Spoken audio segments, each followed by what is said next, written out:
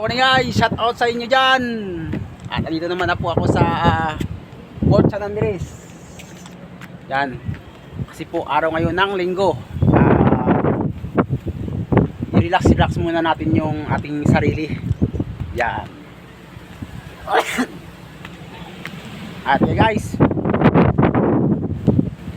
medyo maganda yung panahon ngayon. Hindi masyado mainit at nakaka-relax at malakas yung hangin dito sa amin. Yan. Ako yun sa Port San Andres. Ito guys yung ng mga turista kapag pupunta rito sa Romblon. Nandito lang po ako guys sa bayan ng Tira.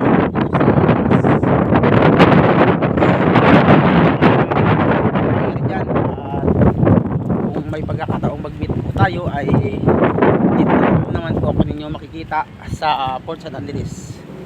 Yan, kasi anito lang naman po yung bahay ko. Yan. Yan na guys, at papasok na tayo. Yan, ito sa loob ng Port San Andres. Yan. At medyo makulimlim ang panahon ngayon. At napakaganda pa rin ng mga tanawin. Yan guys. Oh.